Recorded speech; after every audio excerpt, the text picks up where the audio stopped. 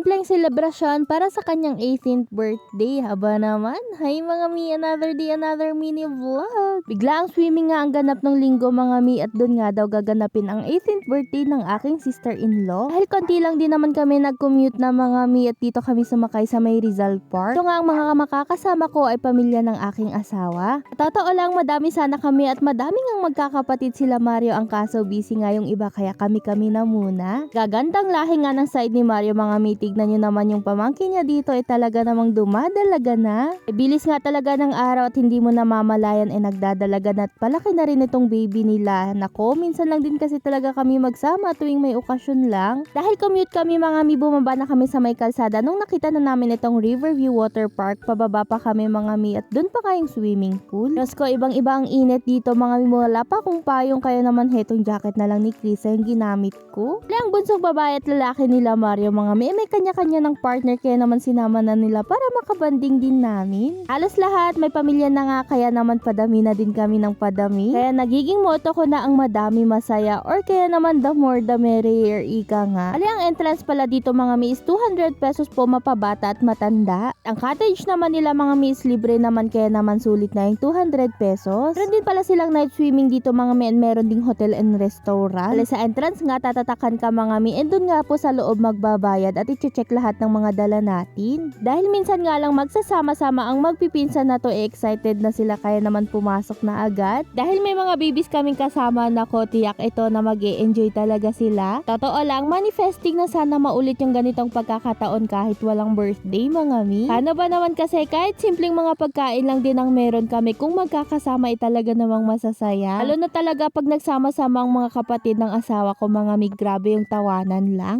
Tipong hindi talaga sila yan mauubusan ng istorya ba, ganon? Syempre maganda talaga ang kwentuhan kapag walang inuman, yung totoo lang sa isa't isa ba, ganon? Ang pinakamahalaga ay nairaos namin ng masaya ang debut ng aking sister-in-law. Super happy naman siya dyan at nakalaro niya ang kanyang mga pamangkin mga mi at ang makukulit na bata. Halaga talaga sa pamilya yung may ganitong banding mga mi, para lumalaki silang kilala nila kung sino ang mga pinsan nila at tito at tita. Halata naman ang kasiyahan ng aking sister-in-law kaya hanggang dito na lang muna.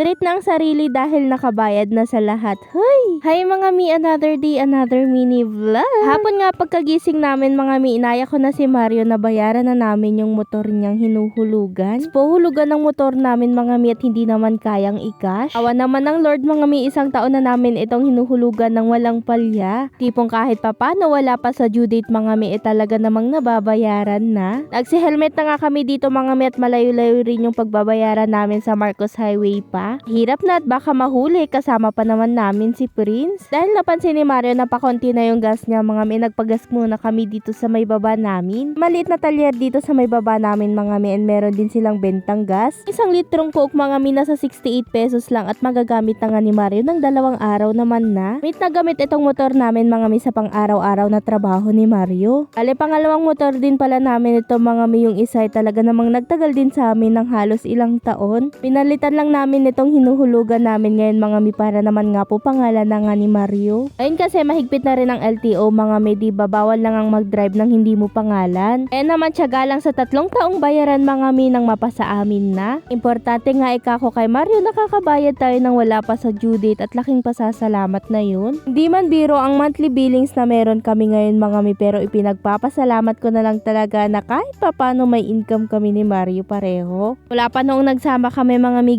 gusto ko na talagang tulungan si Mario. Bihin na nating oo, kayang-kaya niyang i-provide lahat mga mi, pero pag ganitong may mga bayarinan, nako, kailangan dalawa na kayong nagtutulungan. Pagkatapos naman na naming nagbayad mga mi, nadaanan namin itong pagpilihan ng pagkain ng manok. Diba, dagdag man sa gastusin pero okay lang at nasosuportahan naman. Libangan nga kasi ni Mario ang mga manok mga mi, talaga namang hilig niyang pag-aalaga. Kaya hindi makabili ng vitamins niya pero yung mga manok nako, kumpleto yan sila. Kaya kung saan din masaya si Mario mga mi, dun lang din ako support sa kanya. Mas pa kasi at talaga namang maganda ang daloy ng biyaya kapag ka nga po nagsusuportahan lang kayong dalawa. Bago pa kami umuwi may nakita kong siomay mami dito mga met, ang daming candies kaya naman napabili na rin ako ng kay Prince at yung mami ko na gusto ko talagang magsabaw. Sa sobrang lamig pa naman ng panahon ngayon mga mi, sinong hindi mapapahigop ng sabaw. At noon pa man mga mi, talaga namang favorite ko na ang mami. O siya, hanggang dito na lang muna mga met, na utusan na nga akong maghawak ng manok. Nako naman, bye bye, salamat sa panonood. Mwah!